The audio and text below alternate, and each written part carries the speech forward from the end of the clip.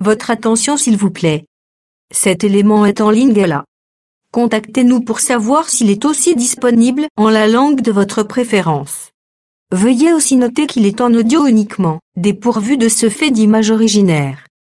À présent, nous vous convions à suivre, depuis évangile-éternel.com, la rubrique Bible mot à mot, ou l'explication prophétique de toute la Bible, livre par livre, chapitre par chapitre, verset par verset, mot à mot. Elle est présentée aujourd'hui par l'homme de Dieu, le pasteur Tidka Beya, ministre de l'Évangile éternel. Vous pouvez retrouver tous les enseignements de l'homme de Dieu, ainsi que ses Bibles mot à mot sur évangile-éternel.com/tidkabeya.html. Les enseignements sont disponibles en texte, en audio, en vidéo et en plusieurs langues. Bonne édification au nom de notre commun Seigneur et Dieu Jésus-Christ. Amen. évangile-éternel.com. Enseignement non-stop. Kolobela sur notre enseignement sur le livre des 2 rois, chapitre 1er. Nzambe nde azali mote ya solo et ye nde azali kopesa biso la précision dans toutes choses. Et tozondima que aussi longtemps que toza kotambola na se na moi ye nde akozalaka utile mpona milimo na biso, afin que tozwa boyebi ya solo esunga biso jusqu'à ce que nous allons atteindre la perfection, ou jusqu'à ce qu'il va revenir pour l'enlèvement. Tozali infiniment reconnaissant et pas dans Nzambe pour l'assistance naye ou azali chaque fois kotalisa biso tango nyonso tozali kozali boso na bino pona koloba, et puis tozali ko lendisa bino banso bozala fidèle na kati ya site na biso o ezali vraiment na mission ya koédifier biso na liloba Nzambe. évangile-éternel.com nde yango ezali esika oyo esengeli kokotaka pour que ozwa mateya oyo kotonga yo, parce que sur cette terre tozali na esika mosusu tokoki kotonga mate libanda ya liloba ya Nzambe. Soki olingi kozwa biso okoti na site na biso esika mateya na biso nyonso ezali, otie évangile-éternel.com /tidkabeya.html nde site wana soki okoti okodécouvrir bamateya nyonso ezali kuna. Numéro téléphonique ezali plus 243, otie code soki ozali banda ya mboka, et puis otie 81 149 47 47, plus 243 81 149 47 47, et puis otie P plus 243 999, c'est-à-dire 39 48 12 18, plus 243 39 48 12 18. Ba numéro wana mibale esika oyo soki ata question ezali okotuna biso par la grâce du Seigneur, et nous allons vous répondre pour la gloire du Seigneur. Voilà, tozali kokoba na kati ya texte na biso ya 2 rois chapitre 1 oyo toza kotalisa makambo Nzambe abombaki ezalaki lokola masolo, pendant que ezalaki makambo ezalaki utile mpona kotongama na biso. Tozo continuer na texte na biso, tosi totalisaki 2 rois chapitre 1 le verset 1, tolobelaki yango kotalisa koma Moab se révoltaki contre Israël après la mort d'Akab. Eza déjà dans la émission na biso passé. Et puis totalisaki aussi sur les rois Akazia oyo akweyaki na fenêtre, nde toza kotalisa ngo comme Adam le premier, et totalisa comme le roi azalaka la tête, et les rois oyo akweyaki, et puis après sa chute na fenêtre akomi malade. C'est comme ça totalisaki yango comment la chute ezalaka nde la désobéissance à la parole, et totalisaki que makambo nyonso ezali dans les écritures saintes.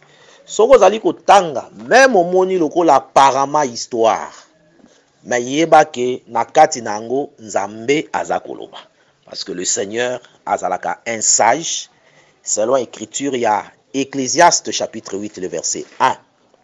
Bazo tuna question babi qui est comme les sages, qui connaît l'explication des choses. Voilà. Donc, les sages, c'est le Seigneur Jésus. Parce que l'écriture à Job, que sagesse est agrandée par Inaï. Et bazo expliquer que la sagesse est agrandée boyebi. Ils agrandée la lumière, comme on a trouvé chez notre bien-aimé Daniel, dans Daniel chapitre 5. Babi ba trouver qui dans Daniel des lumières. Et puis la faculté à interpréter des énigmes, des choses difficiles. Donc sagesse o yaki pa Daniel et yaki po efongola kotalisa makambo ezali ya kobombama. Et tozotalisa que en ces temps de la fin, le Seigneur azwaki makanisi na ye atia dans les écritures depuis le temps nyonso ya Moïse ya Abraham ba vie ya bandeko nyonso wana ezalaki nzambe azoteya. Et c'est pourquoi tozotalisa que na kati même ya likambo o ezana deux rois, tozotalisa toujours que le Seigneur a enseigné quelque chose, mais na forme moko ya lisolo boy. Alors biso tozoyebake na makomi awa bakomaki yango potozwa enseignement, potozwa instruction, pe tozala bai oyo tokotongama tokozala utile pona makambo malamu. Donc c'est comme ça l'ité ya ezalaka. Donc ba écriture sainte ezana musala ya ko édifier biso, ezana musala ya ko corriger biso, ya ko instruire biso, afin que tozala accompli pona misala malamu. Donc totalisa ki déjà dans l'émission na biso tukoleka que le roi Akazia oyo azalaki image ya Adam, Adam qui était la tête de l'humanité, yende a transgressé qui la loi. La transgression on ande tozobenga ngo kokweya, parce que na Ecclésiaste va dire que ce qui a été c'est ce qui sera. Ecclésiaste chapitre 3 14 à 15. Il n'y a rien de nouveau sous le soleil. Même si vous avez Ecclésiaste chapitre 1er, donc comme on va dire kuna que nzambe azongela aka makambo elekaki. Vous voyez, la ligne de temps ba écriture yango vous allez importante pour que et servir biso na katia continuité alité à biso. Tozozwa Ecclésiaste chapitre 3 le verset 14 à 15. Bazoye bisa biso boy. Totangi na kombo na Jésus-Christ. J'ai reconnu que tout ce que Dieu fait durera toujours et qu'il n'y a rien à y ajouter et rien à en retrancher. Et que Dieu agit ainsi afin qu'on les craigne. Ce qui est a déjà été, ce qui sera a déjà été, et Dieu ramène ce qui est passé. Voilà. Donc, batalisi biso que Nzambe azongela kaka oyo elekaki. Tozwi lisusu a totangi na Ecclésiaste chapitre 3 verset 14 à 15. Donc, bazotalisa biso que Nzambe azongela kaka makambo oyo elekaki. Donc, c'est ça, et ce que tozotalisa que base yalité ya na biso ezalaka que Nzambe azalaka un répétiteur, mais azo répéter en changeant des manières. C'est comme ça même que l'apôtre Paul a compris Kiyango et il a écrit dans l'épître aux Hébreux, dans chapitre 1, le verset 1er, après avoir autrefois parlé à nos pères de plusieurs manières et à plusieurs reprises, Dieu dans ces derniers temps nous a parlé par le Fils. Donc Nzambe azo utiliser plusieurs manières, puis azo reprendre la même chose. Donc Nzambe depuis création alobaka keloko moko mais a changé ngo ba manière rebelle. Vous voyez? Donc c'est comme ça que les écritures, que les écritures saintes, ceux qui otali yango bien eza likanisi ya motomoko, mais bazo lobelango na ba forme rebelle. Vous voyez? Yango wana tozotali ça que tango totanga livre ya deux rois, donc Nzamba azo répété la même chose, mais azo changé seulement la manière ya koloba. C'est ça, ce roi Akazia, oyo akwei, et puis a commis malade. La maladie totale ça qui na mukanda marque que Nzambe tango aye dans la chair azote ya bato le Seigneur Jésus-Christ et bato baye epai na ye bato à mauvaise vie et les pharisiens bazalaki étonnés na Marc chapitre 2 bazalaki étonnés à partir du verset 15 et na verset 17 bazalaki très étonnés à komona que le Seigneur a fait na bato à mauvaise vie nde ya répondre bango que ezali bato bazala nzoto malamu te nde balukaka minganga mais ezali des malades et puis alobi que ayaki pona ba malade donc aye ko expliquer yango na verset ya suka ya Marc chapitre 2 verset 17. C'est que Jésus ayant entendu, il leur dit, ce ne sont pas ceux qui se portent bien qui ont besoin de médecins, mais les malades. Je ne suis pas venu appeler des justes, mais des pécheurs. Voilà. Donc, le Seigneur explique que le péché, c'est la maladie. Donc, yango tozoki poto talisa comment est-ce que le roi Akazia, oyo akweya ki na fenêtre. Kokweya wana, les mouvements que ce roi akweyi, imaginez-vous bien aimé, que le roi, na ndenga zana bukonzi so akete ma la fenêtre ti akweya. Donc, cette circonstance-là, c'est Dieu qui a créé ça. Et kokweya na ye, il sali que abanda maladie. Maintenant, total ici que tant le roi abandi malade, le temps de la maladie, selon l'Ikanis Nabiso ya Marc chapitre 2, bazotal sabiso que maladie ezali péché. C'est que tout le temps où le roi a demeuré malade, dès le temps où les péchés ont régné. Vous voyez? C'est comme ça que nous avons dit. Maintenant, na période où sur les péchés ont régné, nous avons remarqué na kati ya ndako ya roi, tomoni catégorie ya bato. Oyo bazobima premièrement, bakende ko consulter banzambe ya bapaya, les Baal-Zéboub, dieu des écrans. Naboke ya batu wana bakuta na Eli a reproché bango pe atalisi ke roi akokufa. Vous voyez? Donc, et totalisa ki lobelian ko talisa comment est-ce que après la chute, position oyo batu manakati ya ndako ya roi pour bakende ko consulter ndako nzambe ya bapaya, totalisaki yango par rapport ya langage oyo le prophète Samuel alobaki na mukanda ya 1 Samuel chapitre 12 à partir ya verset 20e tokotanga yango 1 Samuel 12 tozozo écriture wana totangaki yango déjà tolingi tozongela lisusu pour la gloire du Seigneur et pour na simba malam.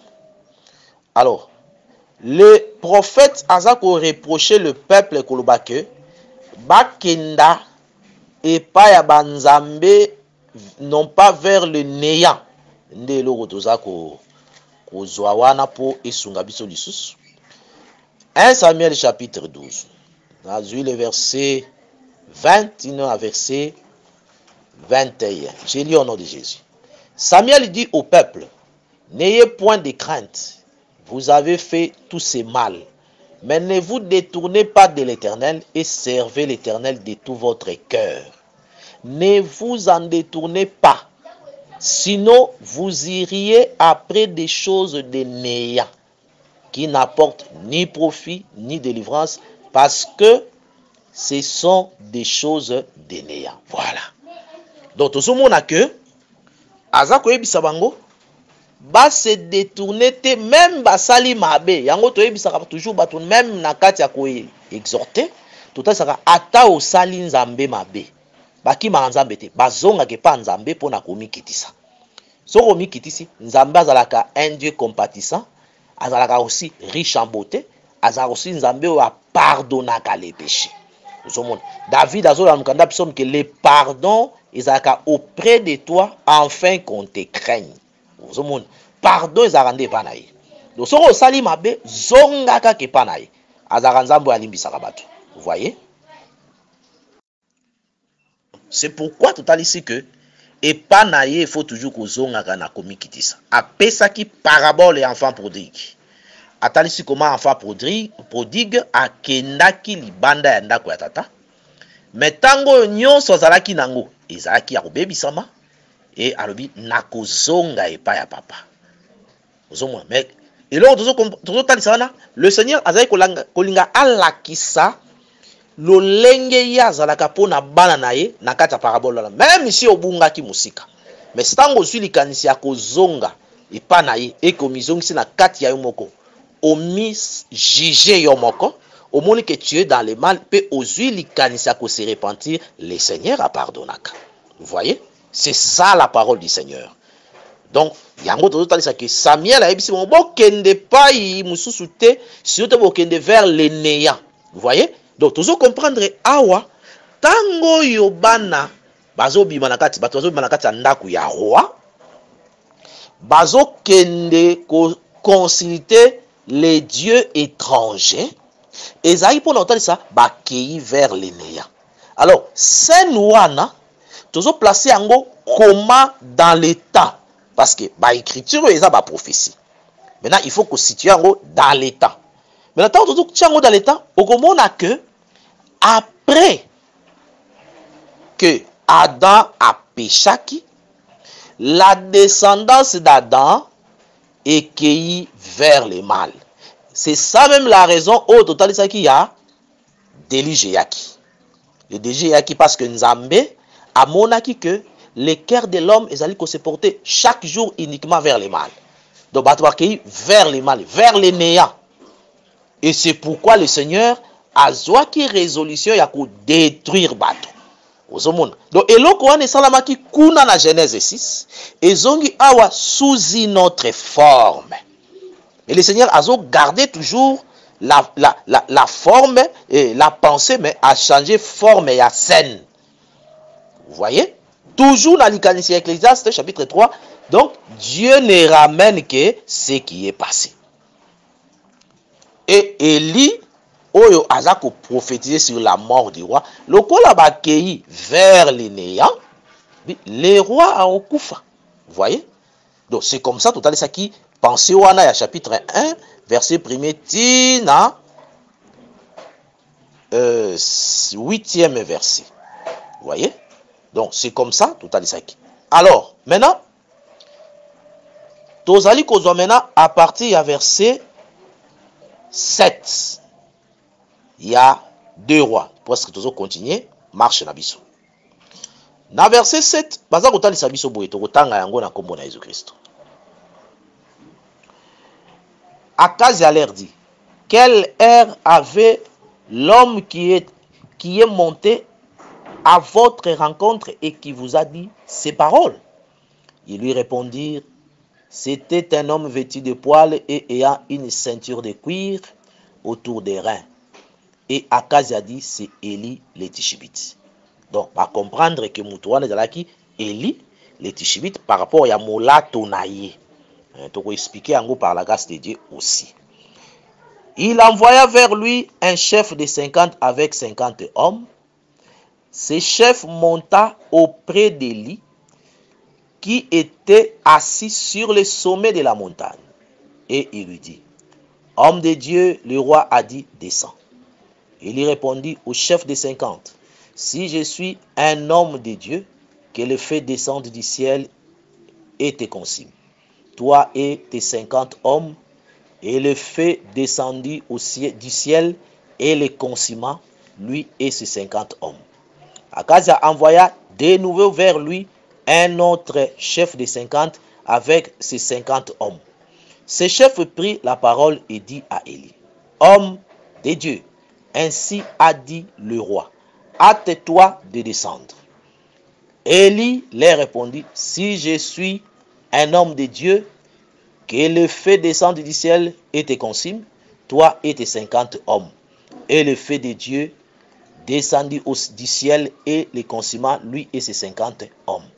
Akazia envoya de nouveau un troisième chef de 50 avec ses 50 hommes. Ce troisième chef de 50 monta et à son arrivée, il fléchit les genoux devant Élie et lui dit en suppliant, homme de Dieu, que ma vie je t'ai pris et que la vie de ces 50 hommes tes serviteurs soient précieuses à tes yeux. Voici le feu est descendu du ciel et a consumé les 2 premiers chefs des 50 et leurs 50 hommes. Mais maintenant, que ma vie soit précieuse à tes yeux. L'ange de l'Éternel dit à Élie, descends avec lui, n'aie aucune crainte de lui. Élie s'éleva et descendit avec lui vers les rois. Il lui dit, ainsi parle l'Éternel, parce que tu as envoyé des messagers pour consulter Baal-Zéboub, dieu d'Écran, comme s'il n'y avait en Israël point de Dieu dont on puisse consulter la parole. Tu ne descendras pas du lit sur lequel tu es monté, car tu mourras. Akaz a mouru selon la parole de l'Éternel, prononcée par Élie. Et Joram régna à sa place, la seconde année de Joram, fils de Josaphat, roi de Juda, car il n'avait point de fils. Voilà, parole du Seigneur. Donc c'est un peu ça, la pensée que Tolingito exploité les sous. Après que Bakutanina Eli a péci roi message ya liwa, maintenant tozomona les rois azali kotinda 3 groupes ya 50 na ba chef na bango. Po ba kende ko kitisa Eli oyo azali kolo aya vers les rois. Souci nyonso c'est toujours que roi abika.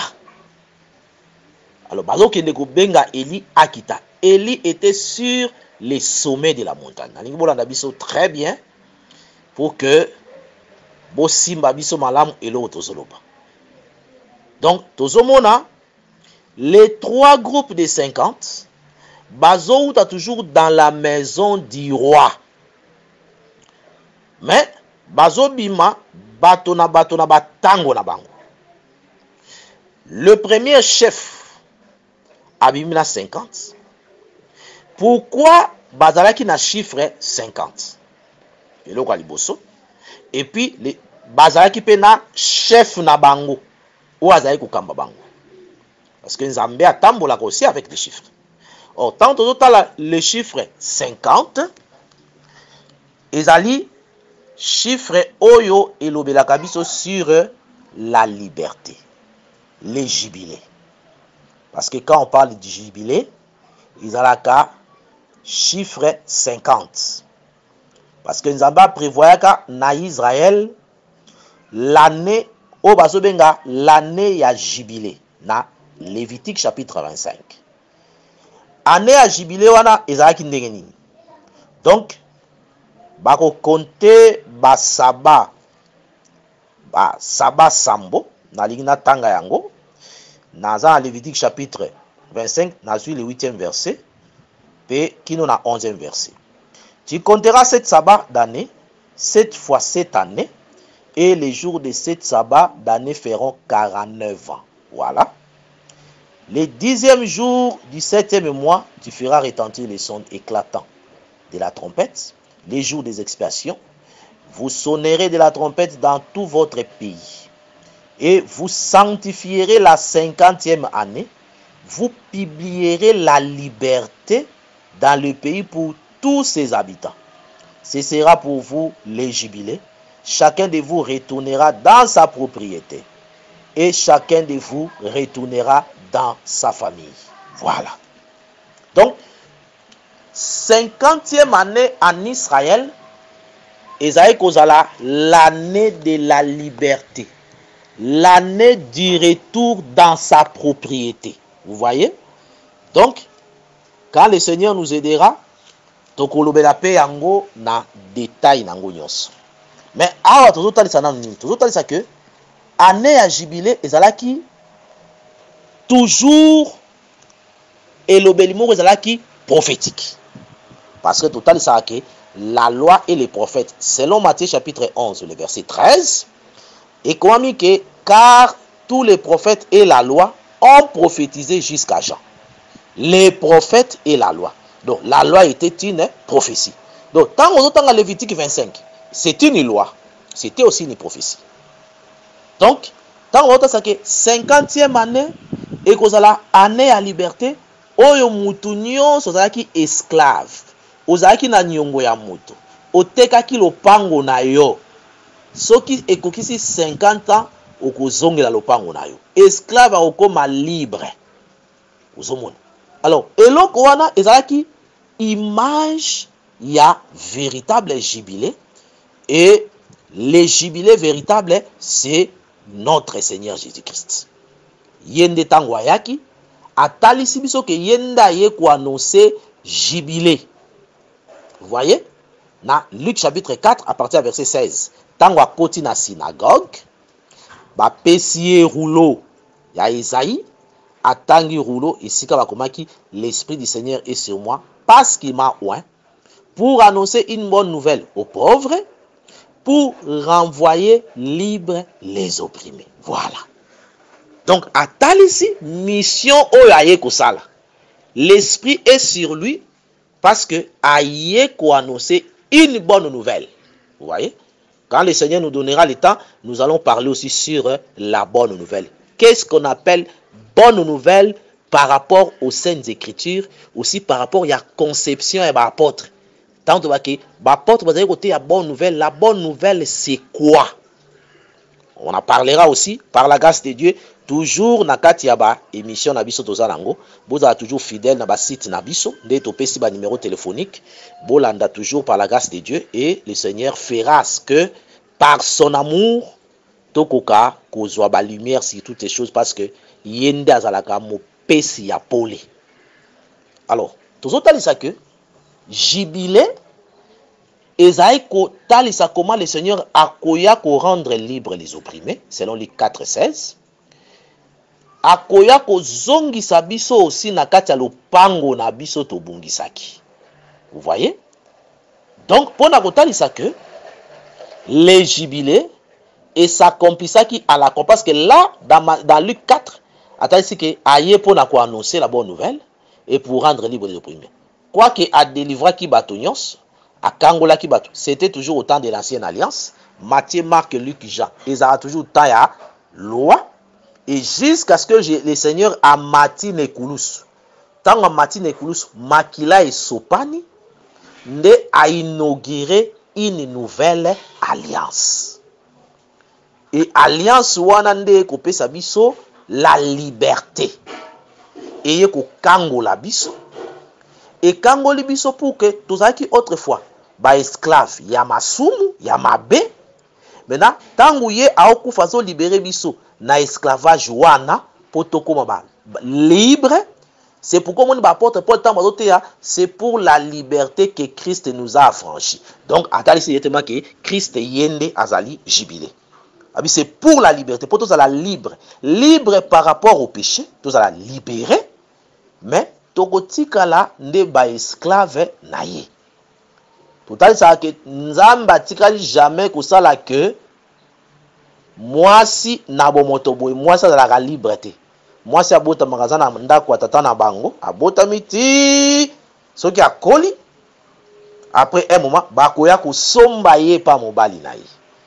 Donc auti na boumbu ya tata naye, tango azobima aokota na boumbu ya mobali naye. C'est comme ça que Nzamba salande ngwana na mabele. Omoni. Donc c'est comme ça que aussi biso pe tozali. Autrefois tozali ba umbu ya Satana. Et tant Nzamba eko kangola biso poto ko amena ba esclave naye, ba umbu naye. Okomona asalaki yango bongo na Israël. Ala ko pesa Israël information à lobi boye. Toujours dans Lévitique. To tanga ngo par la grâce de Dieu avant de évoluer parce que question na biso zeka to expliquer par rapport ya le chiffre 50. Nde sika tozali wana. Yoka ndenge Nzambe alobeli Israël na mukanda ya Lévitique.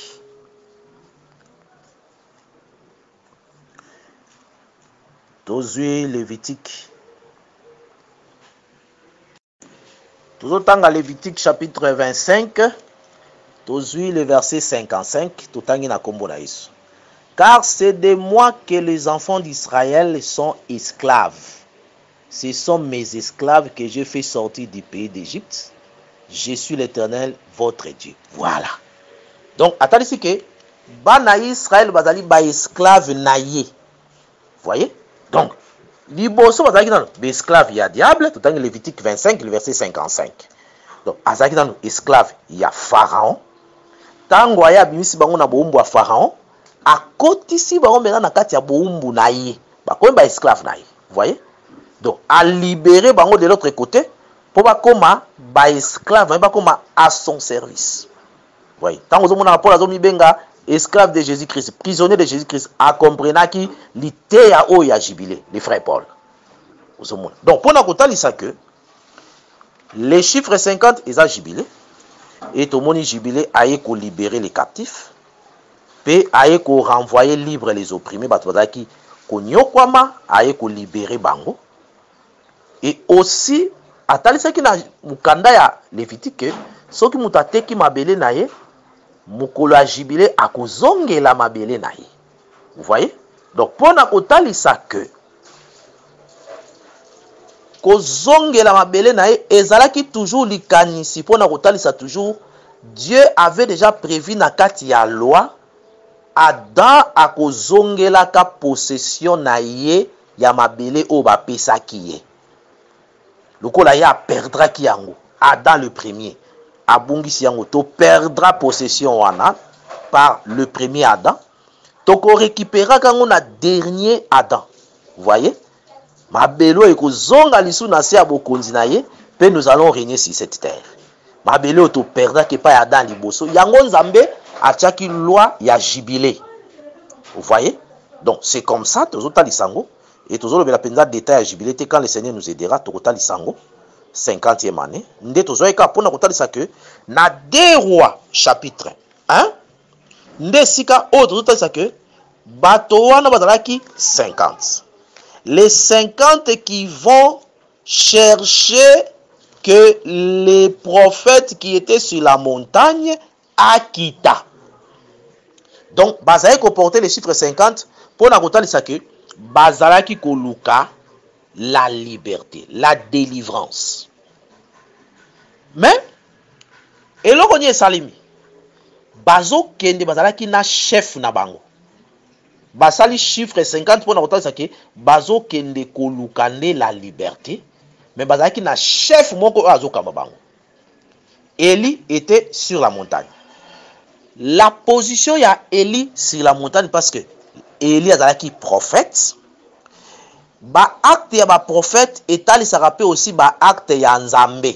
Tozwana na écriture moko ya Ézéchiel. Totali sa mukanda ya Ézéchiel. Tozui chapitre 12 ya Ézéchiel. Tozui à partir du premier verset Petorokita. La parole de l'Éternel me fit adresser en ces mots. Fils de l'homme, tu habites au milieu d'une famille de rebelles qui ont des yeux pour voir et qui ne voient point, des oreilles pour entendre et qui n'entendent point, car c'est une famille de rebelles. Et toi, fils de l'homme, prépare tes effets de voyage et pars des jours sous leurs yeux, pars en leur présence du lieu où tu es pour un autre lieu. Peut-être verront-ils qu'ils sont une famille de rebelles. Sors tes effets comme des effets du voyage, des jours sous leurs yeux, et toi pars les soirs en leur présence comme partent des exilés. Sous leurs yeux, tu perceras la muraille et tu sortiras tes effets par là. Sous leurs yeux, tu les mettras sur ton épaule, tu les sortiras pendant l'obscurité, tu te couvriras le visage et tu ne regarderas pas la terre. Car je veux que tu sois un signe pour la maison d'Israël. Je fis ce qui m'avait été ordonné. J'ai sorti des jours mes effets comme des effets de voyage. Le soir, j'ai percé la muraille avec la main et je l'ai sorti pendant l'obscurité et le mis sur mon épaule en leur présence. Le matin, la parole de l'Éternel me fit adresser en ce mot. Fils de l'homme, la maison d'Israël, cette famille de rebelles, ne t'a-t-elle pas dit, que fais-tu? Dis-leur, ainsi parle le Seigneur l'Éternel, cet oracle concerne le prince qui est à Jérusalem et toute la maison d'Israël qui s'y trouve. Dis, je suis pour vous un signe, ce que j'ai fait, c'est ce qui leur sera fait. Ils iront en exil, en captivité. Voilà. Donc, tous ont remarqué que les prophètes azalaka signe ya peuple, azalaka aussi signe ya nzambe. Donc, ba acte ba prophète mususu elakisaka makambo nzambe asala likolo ya libota na ye, aussi ba acte mususu ezalaka lokola nzambe aosala ndenge akosala libota na ye. Awa na Ezekiel biso mondeni nzambe aosala Israël, mais alobi ke Ezekiel abimisa biloko ya ndako na tongo, atia libanda pe abima na pokwa akende lokola moto ake boumbu. Mais makambo Ezekiel aosala wana abinde yango ya kosala Israël. Dans ce contexte-là, le prophète azobima comme le peuple d'Israël. Aussi le prophète abima comme nzambe. Vous voyez? Donc, toke kuna pona otasa que le prophète anaka signe o nzamba se servaka po aloba. Na position ya zanango face à peuple ou bien position oyo peuple azali nango liboso na ye. Mais awa tozomona Eli azobima comme l'Éternel au hasard au sommet de la montagne. Na des rois ou tozali. Les prophètes Eli sur la montagne, ezotali ça tant oyo nzambe aza likolo. Mais les gens oyo bazobima na kati ya ndaku ya roi, les trois groupes de 50. Donc on remarque que deux groupes bazalaki consumés na ba chef na bango et puis un groupe nde ebatelamaki. Nde loko tozoninga to expliquer maintenant ba groupe misato wana. Alors, remarquez ceci. Le premier groupe babimi, le chef avec ses 50, bazo kende kuluka le prophète akita na ngomba po aya kope sa solution. Ya maladie ya roi. Tomoni deuxième groupe bakei bazikisi bango. Troisième groupe nde le chef akei ko similier liboso ya prophète pe l'ange aibisi kita. Nde akiti akeiti na ndako ya roi aye ko condamner roi na oyo nyonso salaki pe le roi akufi. Tosi tolobelaki pourquoi le roi akufaki abotaki te na ba émission na biso uite koleka. Alors, nde total ici que les trois groupes oyo babimi na kati ya ndako ya roi oyo bazikaki na moto ezalaki deux groupes pe groupe moko le roi ayokaki et le prophète ayokaki bango. Eza kotalisa nini na ndenge nzambe a classé makambo dans le temps parce que ba mouvement oyo ce sont des mouvements prophétiques. Oyo ezali ko cacher une pensée de Dieu. Vous allez remarquer que nzambe tango alobeli makambo oyo na temps ya Eli aye kolobela ngo sous dans une autre forme. Aussi na temps ya Ézéchiel. Totanga Ézéchiel pour te découvrir yango. Tozui chapitre 5 ya Ézéchiel. Tozo banda kotanga à partir du premier verset. Et toi, fils de l'homme, prends un instrument tranchant, un rasoir des barbiers, prends-les et passe-les sur ta tête et sur ta barbe. Prends ensuite une balance à peser et partage les cheveux. Brûle-en un tiers dans le feu. Au milieu de la ville, lorsque les jours du siège seront accomplis, prends-en un tiers et frappe-les avec les rasoirs tout autour de la ville. Disperse-en un tiers au vent et je tirerai l'épée derrière eux. Tu en prendras une petite quantité que tu serreras dans les bords de ton vêtement. Et de cela, tu en prendras encore quelques-uns que tu jetteras au feu et que tu brûleras dans le feu. De là sortira un feu contre toute la maison d'Israël. Ainsi parle le Seigneur l'Éternel. C'est là cette Jérusalem que j'avais placée au milieu des nations. et des pays d'alentour. Elle a violé mes lois, mes ordonnances et s'est rendue plus coupable que les nations et les pays d'alentour, car elle m'a méprisé, elle a méprisé mes lois, elle n'a pas suivi mes ordonnances. C'est pourquoi ainsi parle le Seigneur l'Éternel, parce que vous avez été plus rebelles que les nations qui vous entourent, parce que vous n'avez pas suivi mes ordonnances et pratiqué mes lois, et que vous n'avez pas agi selon mes lois, vous n'avez pas agi selon les lois des nations qui vous entourent. À cause de cela, ainsi parle le Seigneur l'Éternel, voici j'en vais à toi, j'exécuterai au milieu de toi mes jugements sous les yeux des nations. À cause de toutes tes abominations, je ferai ce que je n'ai point encore fait, ce que je ne ferai jamais. C'est pourquoi des pères mangeront leurs enfants au milieu de toi, et des enfants mangeront leurs pères. J'exercerai mes jugements contre toi, et je disperserai à tout le vent tout ce qui restera de toi. Voilà.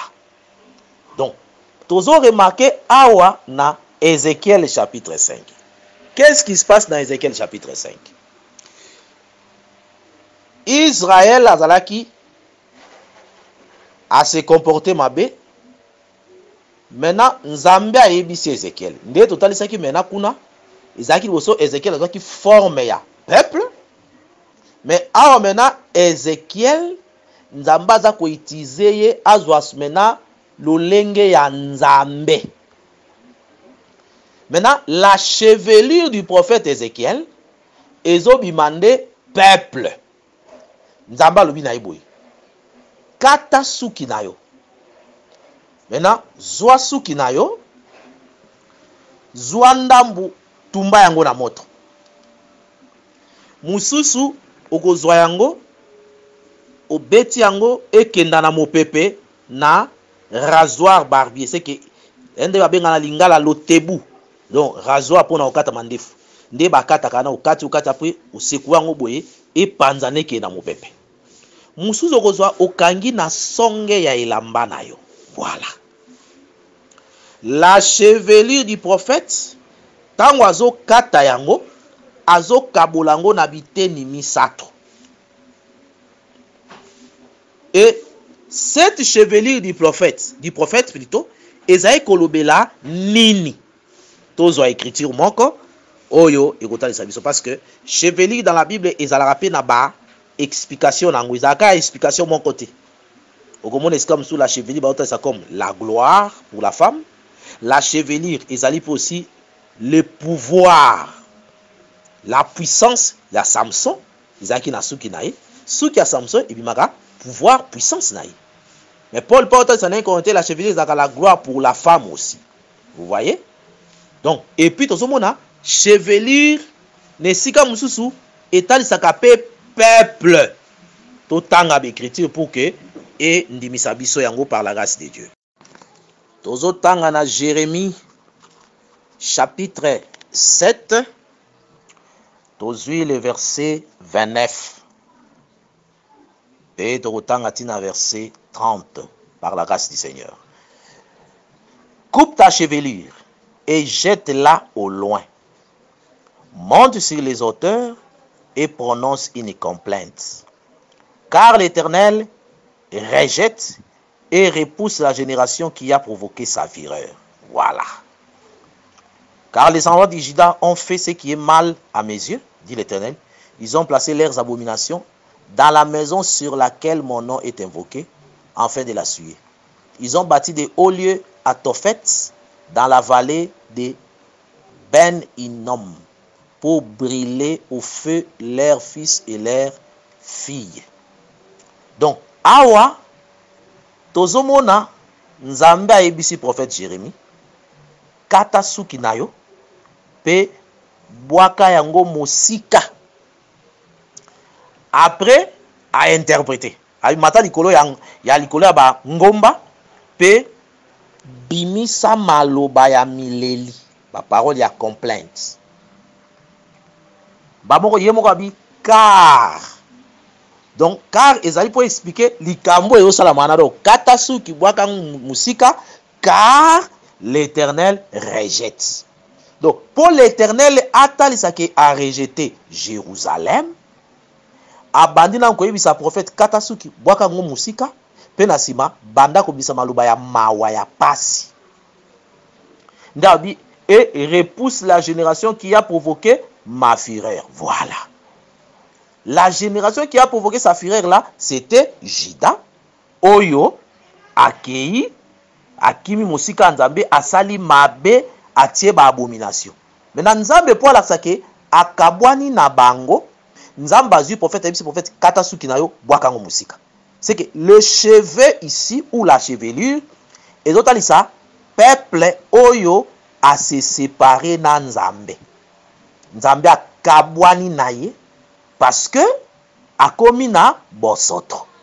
Yango tu exhorta toujours que moi na Nzambe, ceux qui a sali mabe, il faut zonga toujours au pied du Seigneur, assimiler parce que Nzambe a sepelaka, ceux qui mutazana mabe ami kitisa. Ceux qui au demeurer toujours na kati ya incrédulité, nde le Seigneur a obwaka yo mosika na ye. Ndenge toujours à sali Israël. Donc tozomona awa. Donc et faciliter biso directement to comprendre les mouvements oyo le prophète Ézéchiel a sali dans Ézéchiel chapitre 5 esika tozalaki. Donc aujourd'hui seulement Jérémie 7 pour totalisa que la chevelure etalisa rappelle le peuple. D'autant le prophète a kata suki na ye azo bwaka ngo musika kuna na Jérémie 7 nzambe atasande nini a bwaki Israël akende au loin. Kokende loin ezarande kokende en captivité et pas ya ba nation. Ba kuma ba umbu ya bikolo. Donc yango na mena tozongi na Ézéchiel chapitre 5. Toke kuna pona ni toke poto expliquer likambo ya 3 groupes ya 50 oyo ba bimaki na ndako ya roi, mais tozomona 2 groupes oyo ba zikaki pe groupe moko oyo les prophètes ayokaki bongo pa kitaki atambolaki na bango elongo. Vous voyez? Donc ici quand ok parce que l'écriture est là expliquée par une autre écriture. Nzamba zongelaka makambo azo changer toujours ba manière comme nous avions dit au début il y a émission na biso. Maintenant total ici que na Ézéchiel chapitre 5 Nzamba ebisi prophète Ézéchiel kata suki na yo kabola ngo na biteni misato eteni moko okotumba ngo na moto eteni mususu okotika ngo ekenda na mopepe eteni mususu kanga ngo na songe ya elamba ozomona. Alors suki wana Ézéchiel ezali kotalisa Jérusalem soko kiti na kati ya texte na biso ya Ézéchiel chapitre 5 le verset 5. Je lis au nom de Jésus. Ainsi parle l'Éternel. C'est là cette Jérusalem que j'avais placée au milieu des nations et des pays d'alentour. Donc, atalis que ce qui a Ézéchiel wana bazokata ezali Jérusalem oyo ekomi na bosoto nde Nzambe akaboli Jérusalem na ba biteni misato. Maintenant asali bango nde nini suki ndambu ekozika na moto ko zika na moto eningi koloba nini tango tozomona la présence du feu. Écriture ezala na Ésaïe 66 oyo le Seigneur atalisaka biso que le feu elobelaka le jugement.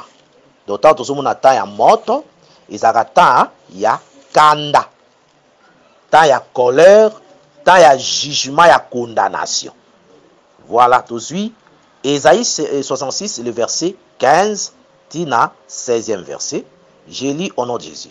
Car voici l'Éternel arrive dans un feu, et ses chars sont comme un tourbillon.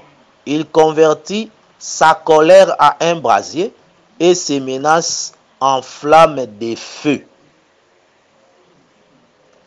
Car c'est par le feu que l'Éternel exerce ses jugements. Voilà.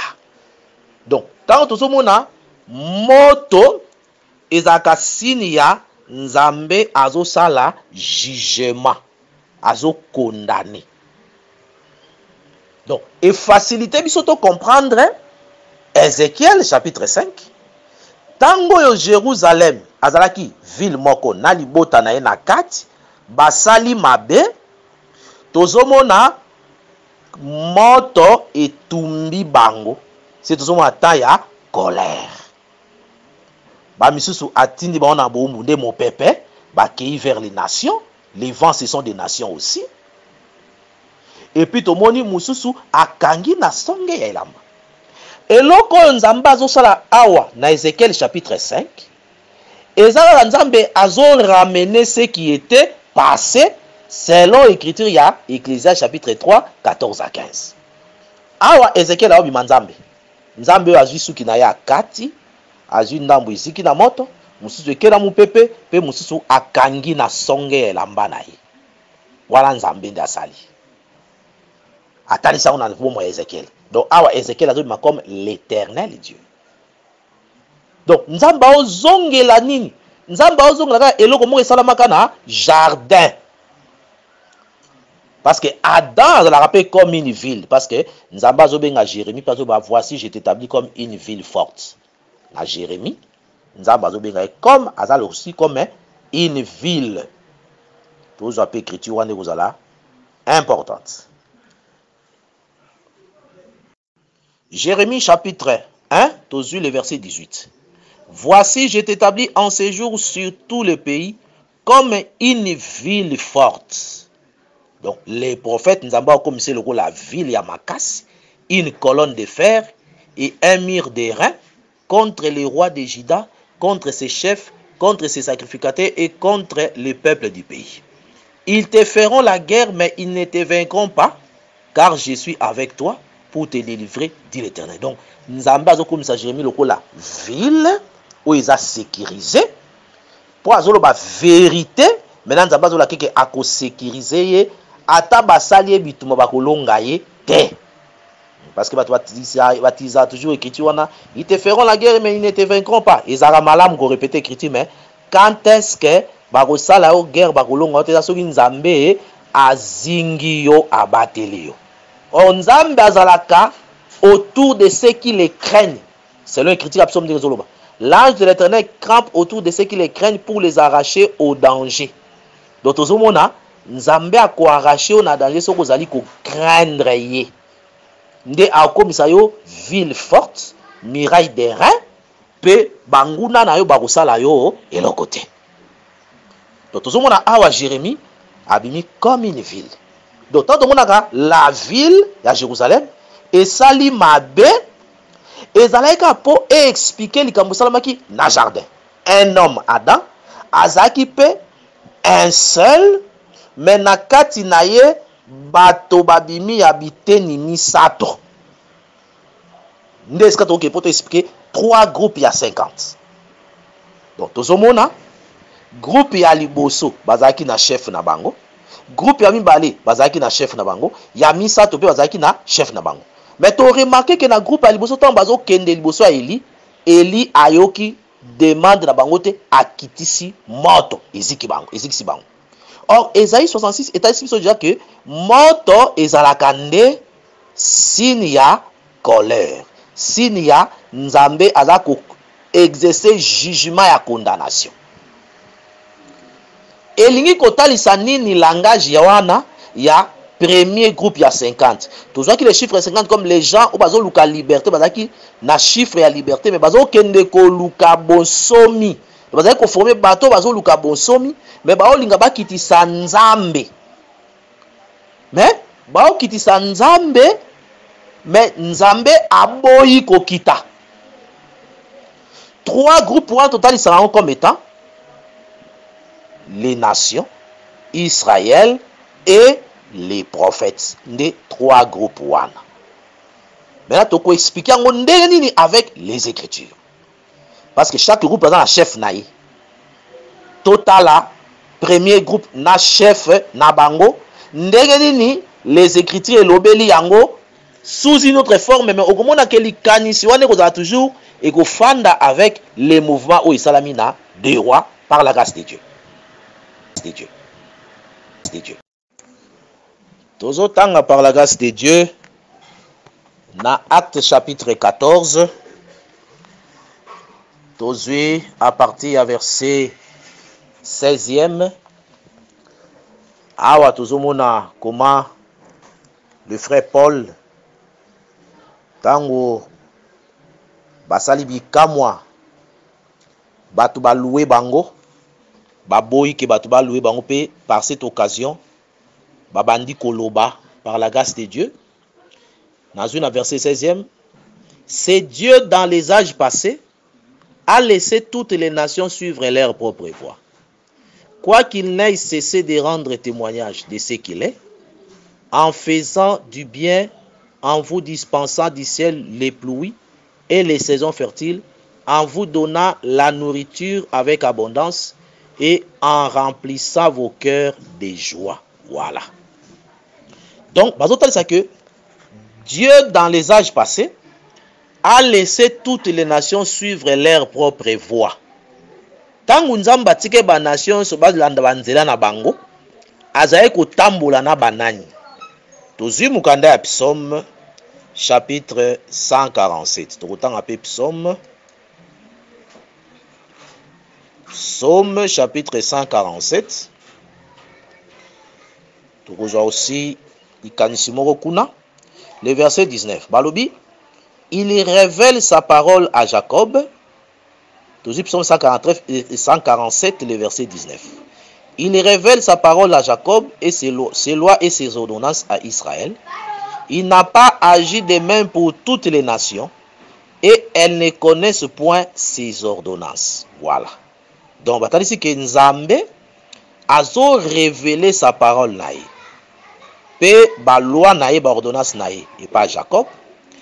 Asalaki lolenge wana te na bikolo nyonso. Vous voyez? Donc, le reste des nations batikalaki sans Dieu. Batikalaki sans espoir. Donc, Nzambe à cette époque azalaka Nzambe ya Israël. Donc, Nzamba otambola nde na Israël. Et tango atiki ba nation nyonso wana ye Nzambe aotambola na Israël, ba nation batikalaki na ba idole. Donc batikalaki ba idolâtre. Tozui yango na Psaume chapitre 96, le verset 4 à 5. Car l'Éternel est grand et très digne de louange. Il est redoutable par-dessus tous les dieux. Car tous les dieux des peuples sont des idoles. Et l'Éternel a fait les cieux. Voilà. Donc, tant que Nzambe a puni Israël, a pécié parole naïe, a otambola bango, le reste des nations, batikali lokola, bato bazali ko adorer bikeko. C'est que Nzambe nyonso wana, bazalaki banéant. De totalisaki na mukanda ya 1 Samuel chapitre 12. Donc, ba nation nyonso oyo, bazalaki musika Nzambe. Yango moni frère Paul petango azoloba awa atali que c'est Dieu dans les âges passés a laissé toutes les nations suivre leur propre voie. Donc atiki biko nyonso ya atikali nde kotambola na Israël. Apesi bango mibeko azako juger bango par rapport à sa loi, mais le reste d'Israël des nations batikalaki Nzambe azali ko kipe bango te. Alors lokola pe Nzambe azali ko kipe bango te, bango pe bazali koluka Nzambe na ndenge na bango. Écoutez comment bazotalisa ndeni bazali koluka Nzambe. Totalisa pe cette écriture là. Acte chapitre 17. Toujours à partir à verset 26. Il a fait que tous les hommes sortis d'un seul sang habitant sur toute la surface de la terre, ayant déterminé la durée des temps et les bornes de leur demeure, il a voulu qu'ils cherchassent le Seigneur et qu'ils s'efforçassent de les trouver en tâtonnant, bien qu'il ne soit pas loin de chacun de nous, car en lui nous avons la vie, les mouvements et l'être. C'est ce qu'ont dit aussi quelques-uns de vos poètes, nous sommes de sa race. Donc, ozomona awa na acte 17, le frère Paul azotalisa bandeko ke Nzambe nde alingai ke bato baluka ye en tâtonnant. bien que azalaki musika na bango te. Donc tozomona epai ya Israël tango Nzambe azwi bango aotambola na bango, malgré Nzambe azalaki na bango, mais le Dieu était toujours na position ya colère likolo na bango. Nde totalisa groupe ya liboso ya 50 oyo quoique bayaki na se ya le prophète Eli yazaki likolo ya ngomba, mais le prophète agréaki bango te, a présentaki bango le feu qui est la colère. Donc tozomona premier groupe wana babikeli kanda ya Nzambe. Israël quoique Nzambe atamona bango, mais okomona que kanda ya Nzambe ezali toujours likolo na bango. Nde totalisa position ya les prophètes akitisi moto ezikisi bango.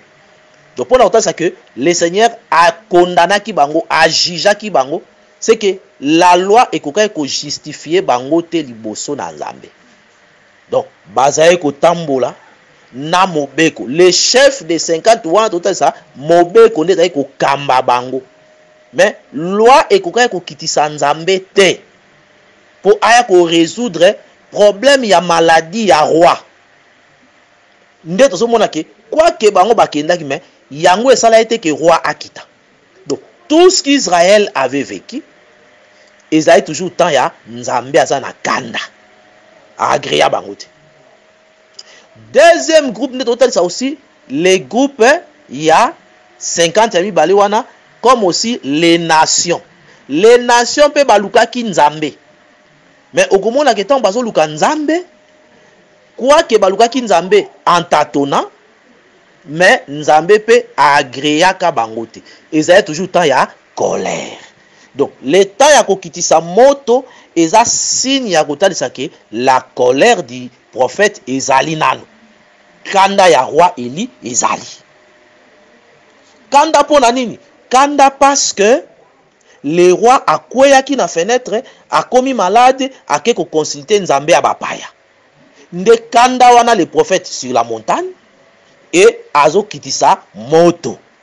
Nde pona kolakisa que le temps où le Seigneur a toujours la position de colère face au peuple qui marchait sur la terre. La grâce n'y était pas. Mais troisième groupe il y a 50. Nde total isara que nakati ya Israël il y avait un groupe de gens oyo Nzambe azaye koyoka facilement. Et échantillon na bango okomona ke c'est Moïse la loi. Moïse le prophète plutôt. Okomona que sorozu na mukanda ya Exode. Tango Israël a murmuraki contre Nzambe, Nzambe asiliki abimisi ba serpent. Israël a sengi bolimbisi. Moïse a ko intercéder, Nzambe ayoki Moïse pe apesi solution. Okomona petan basala ki faux d'or. Nzambe asiliki contre bango, Moïse a intercédé. Et Moïse tango a intercédé azongisi Nzambe, alongoli kanda ya Nzambe, le Seigneur s'est repenti na colère na ye. Donc le Seigneur azalaki nde moninga ya basakoli. Donc nous avons dit que les trois groupes de gens de 50 wana ezali Israël, les nations, aussi avec les prophètes. Bato yo bayaka kokitisa Nzambe, bazaka pe koluka liberté, nde total ici présence ya chiffre 50 wana. Bazaki pe koluka liberté, les prophètes aussi bazaki na posa toujours yake Dieu qui est au ciel akita pour à répondre likambo oyo ya maladie ya roi. Donc nde total ici que les trois groupes ya batouana oyo ba deux groupes basiques na moto et puis groupe moko les prophètes ayoka ki bango pe akiti. Tango akiti akei akomi na ndako ya roi, a condamné roi, pe roi akufaki aboti te. Nde totalisaki que la descente de Dieu qui est Élie le prophète dans l'ancienne alliance ayaki pour que aya ko condamner Adam. Tant que Adam, nous voyons la chair. Nous voyons les œuvres de la chair. Le Seigneur ayaki pour a condamné yango à la croix. Ndenge écriture lobake a condamné yango na ikulus. D'autant qu'il a condamné le péché dans son corps. C'est pourquoi, tant que Élie a quitté par roi, aye a condamné roi wana, et puis le roi est mort. La mort du roi, la mort d'Adam, ou encore la mort du vieil homme. Vous voyez? Mais, tokende pour tout ça, comment est-ce que, pour Élie a quitté, groupe aliboso et quitté sa kaete, groupe amibale quitté si était, troisième groupe ndero kiti saï. Ndé total ici que troisième groupe ndé trouva qui grâce. Liboso ya prophète pour akita. Et bateau bazali ko trouver grâce, ya ko supplier roi et l'Éternel pour penzambe ayo kabango, c'était le prophète. Yango na tokendaki na Ézéchiel chapitre 5. Na Ézéchiel 5 total ici to bazo ta sabiso. Le prophète Nzamba ibisi akata suki na ye na biteni misato. Azui akati suki na ye, azui suki ndamu atumbi na moto, azui mususu abwaki yango ike na mopepe, pe parti mususu akangi na songe elamba. Suki oyo eziki na moto, atalisi ke suki oyo nyonso ezali Jérusalem. Mais Jérusalem oyo bakaboli yango na biteni misato. Tozomona Jérusalem oyo une partie ezikaki. Tango Nzambe a déclenché colère na ye. Herba nation ba pour na ko attaquer Jérusalem. Ba otali sabiso koma une partie ba kendaki na boumbu basusu ba kufaki pe basusu ba trouvaki grâce batikalaki. Parce que ba kende boumbu bango nyonso te ba kufa pe bango nyonso te. Donc Nzamba sala ke basusu batikali ba misusu bakei boumbu pe ba misusu bakufaki. Donc Ézéchiel wana nde etalisa biso yango. Maintenant le mouvement sami na Ézéchiel wana ezaki Nzambe aote ya makambo yo ebandaki depuis jardin. C'est tout ici Jérusalem comme la ville, ou ezaki image ya Adam aussi comme la ville. Tout ici que Nzambe abengaki Jérémie na Jérémie chapitre 1 comme c'est une ville forte parce que batelaki et Adam tango asumuki. Maintenant Nzambe asali nini? Nzambe akabolaki biteni ya Adam misatu.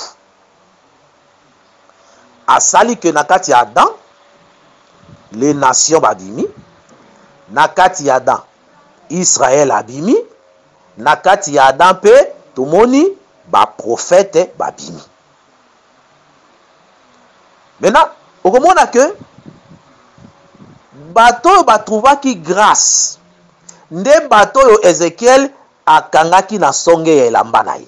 Parce que na molato ya bana Israël, Nzamba ibisa bango toujours que na songe ya elamba na bango ezala na frange ya couleur bleue. Nazo écriture wana po italisa biso yango.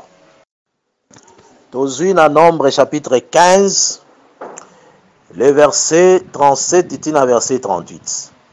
L'Éternel dit à Moïse: parle aux enfants d'Israël et dis-leur qu'ils s'effacent de génération en génération une frange au bord de leurs vêtements et qu'ils mettent un cordon bleu sur cette frange au bord de leurs vêtements. Voilà. Quand vous aurez cette frange, vous la regarderez et vous vous souviendrez de tous les commandements que l'Éternel pour le mettre en pratique, et vous ne suivrez pas les désirs de vos cœurs et de vos yeux pour vous laisser entraîner à l'infidélité. Voilà. Donc, batal ici que bana Israël nyonso de génération en génération bakozala na frange bleu na elamba na bango, singa ya basali ya bleu na se ya elamba na bango. Donc mwana Israël nyonso azalaki nango. Ézéchiel mpe azalaki nango. Ézéchiel azalaki prophète, azalaki aussi mwana Israël, et tozomona tangu nzambe abi zwa suki kanga na songe ya elamba na yo. Donc tozomona chevelure oyo efandi esika oyo la couleur bleue ezali. C'est-à-dire il y a une partie de la chevelure et trouvaki grâce. Parce que la couleur bleue est alisaka le ciel. Le ciel est alisaka biso la grâce. Donc tozomona que ndambu ya suki elamba wana et trouvé grâce. Mais ndambu mususu ekela mupepe, ndambu mususu eziki na moto. Donc tozoki yango pona kotalisa nini? Pona kotalisa comment le prophète Ézéchiel na Ézéchiel 5 azotalisa nzambe ye moko oyo akati suki na ye qui était Adam. Tango akomi lisumu nzamba akati suki na ye.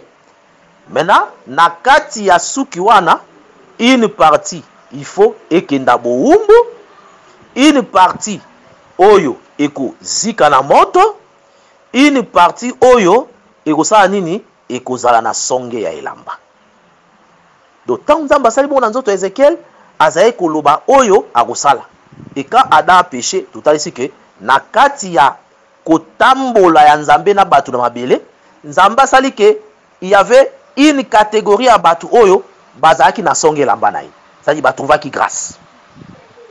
Bana batrouvaki grâce. Par exemple, komona ba Abel nzamba ndimaki ye sans que Abel a sa l'effort moko. Nzamba sepelika na Abel. A agréé Enoch, a agréé Noé, a agréé Abraham, Moïse, omona ke donc ba prophète nyonso wana batrouvaki grâce na misu na ye. Et Pierre peut témoigner en gros dans le Pierre, les prophètes qui ont prophétisé touchant la grâce. Donc, bah prophète, bah trouvaki grâce. Mais le peuple d'Israël était sous le jugement, sous la colère. Et d'ailleurs, les prophètes bah ami à Nzambe. Bah trouvaki grâce. Bah on dit bah na secret à Nzambe. Quoique bah peut aussi bah descendant ya Adam parce que bah na nzoto na makila. Mais bango ba trouver grâce nde elobelia elamba oyo suki bakangi na songe ya elamba. Et puis toye komona suki mususu oyo ezikaki na moto, c'est que présence ya moto nde totaza présence ya colère ya jugement. Et toye komona suki mususu oyo ekendaki na mopepe. Donc nde toye kotaza que les trois groupes de 50-50-50 oyo bakenda kuluka bakitisa mokonzi, mais mokonzi ayo kaka des groupes te ayo koyoka nde groupe moko. Nde tozotalisa ke groupe wana nde ce sont des prophètes o bazalaki na foi lokola chef na bango, nde salaki ke nzambe akita po aya ko condamner la chair, en d'autres termes la mort d'Adam, la mort du roi. Mais les deux groupes wana o bakitisaki roi te, les groupes de 50 wana, les autres ça comme la maison d'Israël, oyo bazalaki na elembo balakisa bango comme l'incrédulité. Parce que Israël, quoi que batambole menza mazao benga mongo un peuple au cou raide. Kingo ibende bazaki incrédule. Au moins on appelle les nations kotoyo bazaki pe na chef na bango l'idolâtrie. Donc au moins que bazaki mosika ya makambo ya Nzambe. Israël na mobeko bakokai ko kitsango Nzambe te. Il fallait Nzambe aya na nzela ya grâce. Yango komona Salomon azo ibisaye na Ecclésiaste chapitre 11. Jette ton pain sur la face des eaux, car avec le temps tu les retrouveras. Salomon nda sengaki Nzambe bwaka lipa na yo. Pe Nzambe ayoki demande ya Salomon abwaki lipa. Donc oyoka demande ya Salomon na nde yangwana Eli kokita na ngomba koya. Donc il a écouté l'intercession ya prophète Salomon. Donc, voilà un peu par la grâce de Dieu. Scène na biso nyonso ya 2 Rois chapitre 1 à partir du premier verset kino na suka na yango ndenge tozali ko résumer yango par la grâce de Dieu pour na kotalisa que Nzambe azali toujours ko ramener ce qui était passé. Donc totalisi yango ko bana chapitre 1er te na chapitre 18e.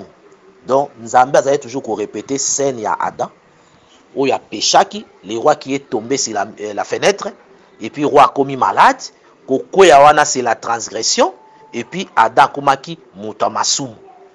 Et batu bazo bi manakata ndako ya roi, bazo talisa comment humanité et se désorientaki na chemin pour na okende vers le néant.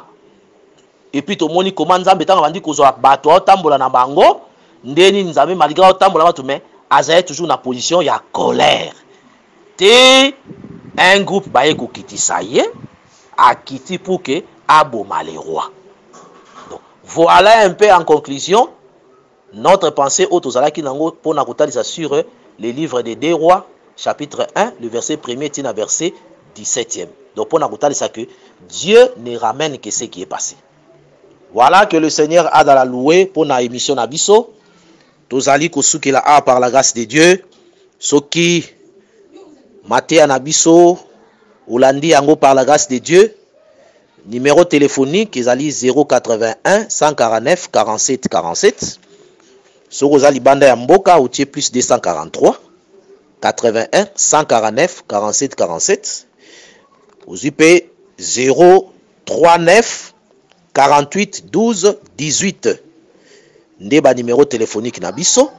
Et puis, soki ozali na posa kolanda ngo d'autres enseignements oke na site na biso ezali evangileeternel.com okomi kaka evangileeternel.com na YouTube na yo bar titkabeya.html. Donc tant okobeta ndenge wana okomona ba prédication nyonso oyo tosi totie par la grâce de Dieu na site na biso. Voilà que le Seigneur apambola moko na moko. Soki ba question ezali, ba numéro téléphonique ezali, kolo apambola. Merci d'avoir suivi ce message et que Jésus-Christ vous bénisse. Si vous avez une question à l'intention de l'homme de Dieu, si vous voulez que l'homme de Dieu prie pour vous, si vous voulez vous confier à l'homme de Dieu, ou si vous voulez tout simplement bénir l'homme de Dieu, contactez-le directement si ses coordonnées sont disponibles depuis sa page. Sinon, contactez-nous et nous lui transmettrons vos préoccupations. N'oubliez pas de faire un tour à notre page évangélisation pour voir en quoi vous pouvez vous rendre utile à Christ par cette œuvre. Que Dieu vous bénisse tous. Amen. ChristQuality.com. Les cieux en un clic de la souris. Évangileéternel.com. Le site de l'Évangile éternel. Christ et Quality Fondation, équilibrer la manne ramassée dans le désert de sorte que chacun ait un numère.